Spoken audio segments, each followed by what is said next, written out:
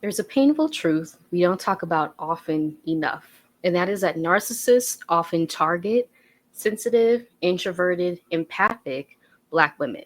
If you ever found yourself shrinking, second guessing yourself, or feeling like you were too much or not enough in a relationship, it's not your fault.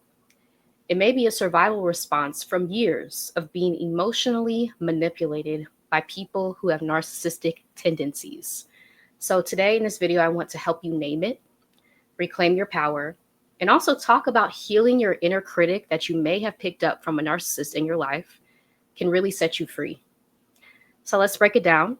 Narcissists often look for people who are empathetic, loyal, self sacrificing, conflict avoidant, or deeply concerned with doing the right thing.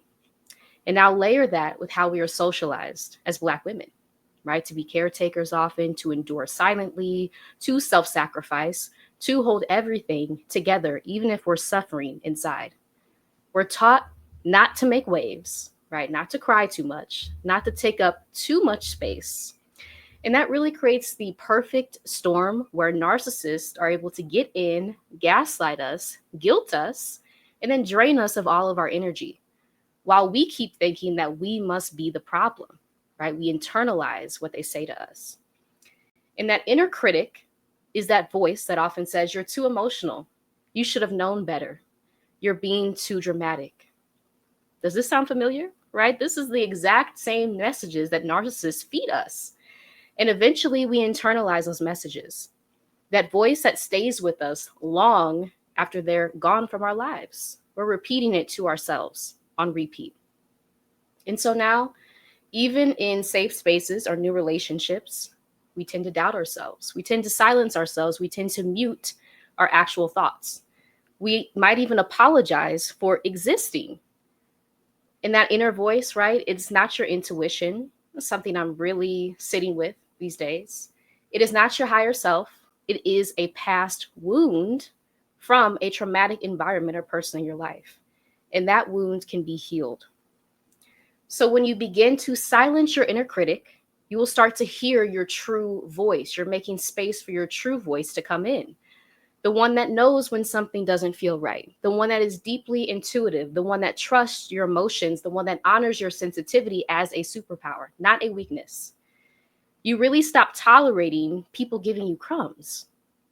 You stop negotiating your boundaries that you've set from a real place based on past experiences.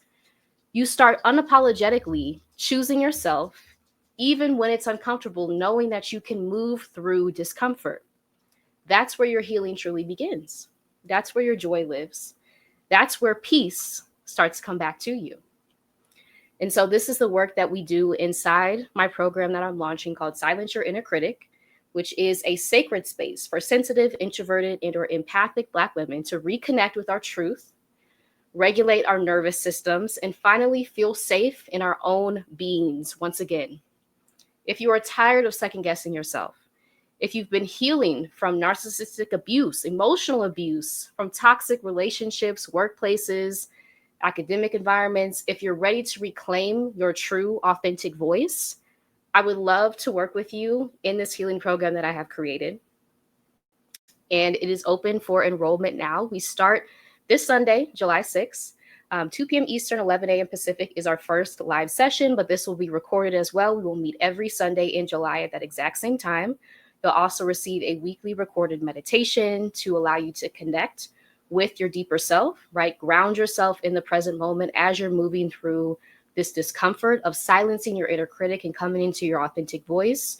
There will also be a one-page sheet for you to carry with you through the week between our live sessions for you to incorporate daily practices into your life. These are practical exercises, right? Not huge things, but really bite-sized things that you can work through, reflection prompts that may assist you in this journey, really to be able to help you silence that inner critic, unlearn negative self-talk, and come back into your true, authentic, powerful voice, right? I want you to know as I wrap up today that you're not too sensitive, right?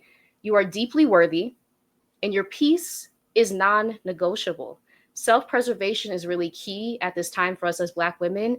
And the more of us who can come into safe spaces like the one I'm creating, the Silence Your Inner Critic, and mute those negative voices that we have internalized and come into our full power, that is really the path that we should be on during these times, preserving ourselves at all cost.